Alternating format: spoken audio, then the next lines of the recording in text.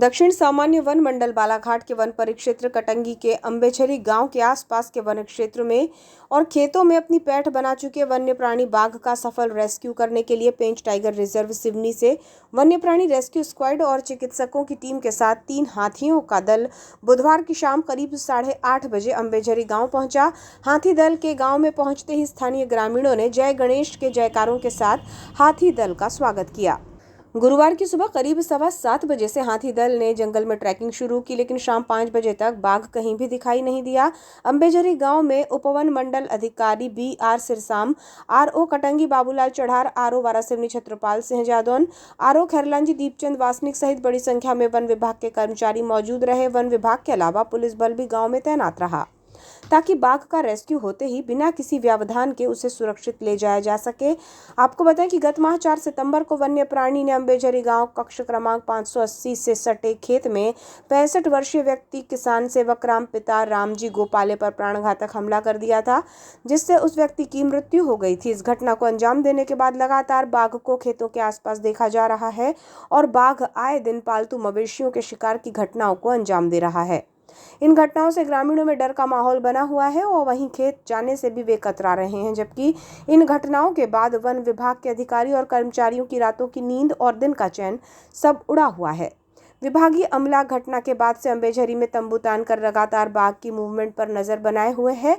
बाघ को पकड़ने के लिए पिंजरे भी लगाए गए, लेकिन बाघ को पकड़ने की ये तमाम कोशिशें नाकाम ही साबित होने लगी। पर अब हाथी दल से बाघ का रेस्क्यू करने की कवायद जारी है। अभी खेतों में धान की कटाई का सिलसिला शुरू होने वाला है। ऐसे में अगर गांव में किसी भी प्रकार की अप्रिय घटना यानी जनहानि होती है तो वन विभाग का गांव में प्रवेश करना मुश्किल हो जाएगा। पूर्व की घटना के बाद आक्रोशित भीड़ ने इसके साफ संकेत दे दिए हैं। यही कारण है कि वन विभाग लगातार अंबेझरी गांव में मुस्तैद है और अब किसान खेतों में धान कटाई के लिए भयमुक्त होकर जाएं, इससे पहले बाघ का रेस्क्यू करने की व्यापक तैयारियां की गई हैं। वन विभाग हर हाल में बाघ को पकड़ने की तैयारी में है। बाघ की मूवमेंट पर नजर रखने के लिए पेड़ों पर कैमरे लगाए गए हैं और आसमान में ड्रोन उड़ाए जा रहे हैं। हाथी पर सवार होकर चिकित्सक और वनकर्मी जंगल में बाघ की तलाश में घूम रहे हैं। ग्रामीणों को उम्मीद है कि बाघ का रेस्क्यू कर लिया जाएगा। बता दें कि वन विभाग ने बुधवार की शाम बाघ को पकड़ने के लिए भैंस के बच्चे को भी बांधा था, जिसका बाघ ने शिकार कर लिया।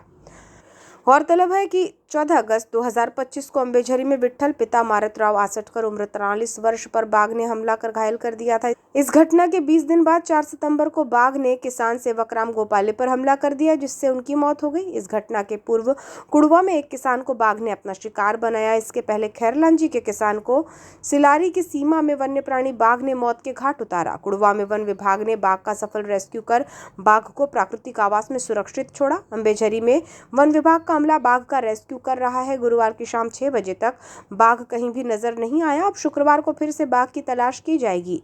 बाघ के मूवमेंट पर नजर बनाए रखने के लिए आधुनिक साधनों की भी मदद ली जा रही है।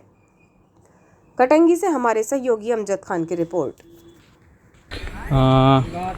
जैसा कि कल हमारे यहाँ काना से 3 हाथी आए हुए हैं। हाथियों के साथ में वहाँ के डॉक्टर साहब आए हुए हैं ट्रैंकुलाइज करने के लिए। वहाँ की और रेस्क्यू टीम आई हुई है और पेंच से भी संसाधन हमें उपलब्ध कराए गए हैं, ट्रांसपोर्टिंग व्हीकल वगैरह एट्सेट्रा। और उसके पहले हम लोगों की उसे ट्रैक करने के लिए कैमरा वगैरह लगाए गए थे, कैच वगैरह लगाए गए थे।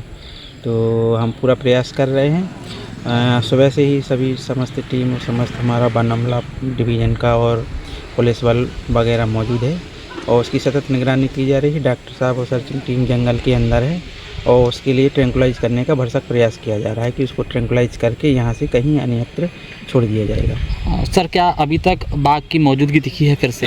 हाँ, सुबह मतलब उसकी लोकेशन कैप्चर हुई है, तो उसी को ट्रैक कर रहे हैं कि वो सामने दिख जाए और उसको ट्रैंकुलाइज किया जा सके।